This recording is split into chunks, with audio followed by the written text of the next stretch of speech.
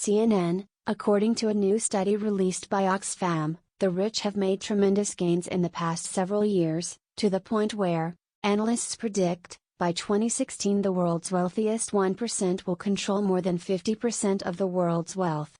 The 80 wealthiest people in the world, alone, own $1.9 trillion.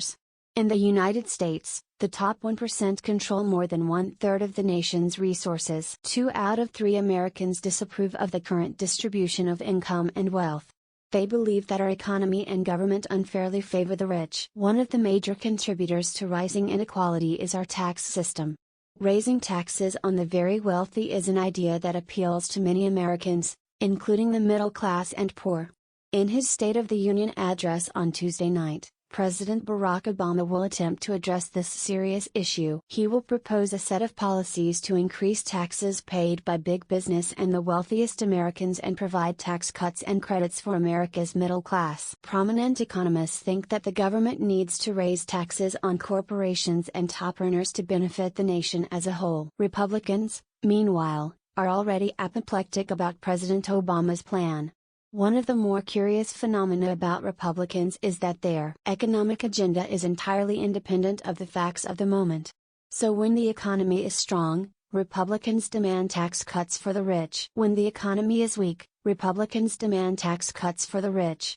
When the economy is recovering, Republicans demand tax cuts for the rich. But the massive tax cuts for the wealthy under President George W. Bush didn't stave off the recession and arguably precipitated or worsened the fall. Moreover, the nonpartisan Congressional Research Service has conclusively determined that tax cuts for the rich do not spur economic growth. To the contrary, there is evidence that tax cuts hurt growth.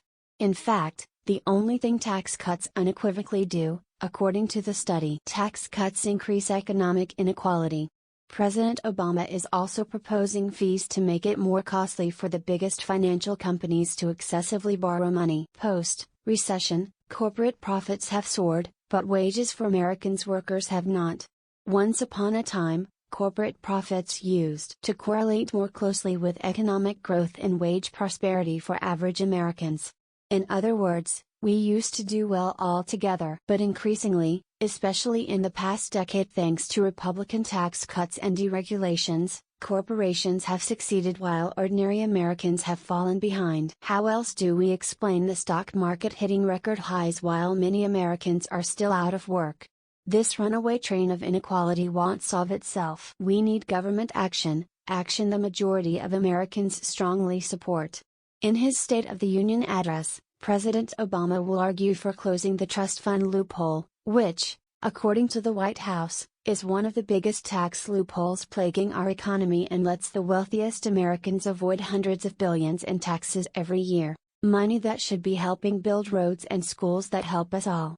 President Obama will also propose raising the top capital gains and dividend rates back to what they were under President Ronald Reagan, which clearly Republicans once agreed was a sufficient level. And to hedge the sort of gambling that puts our entire economy at risk, President Obama will propose a fee on the nation's largest financial firms in proportion to how heavily they borrow and leverage. These modest measures will help us reinvest in America's middle class and strengthen our economy for everyone's benefit.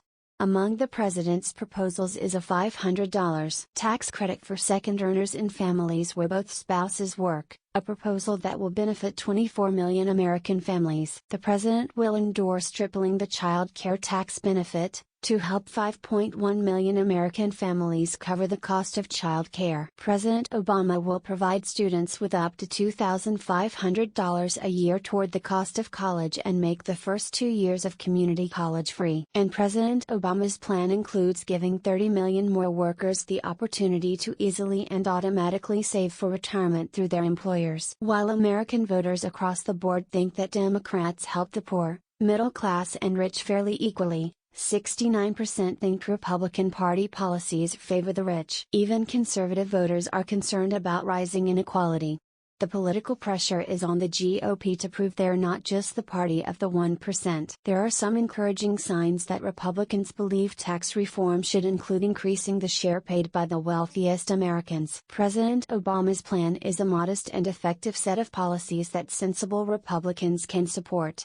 The definition of insanity is doing the same thing over and over again and expecting different results.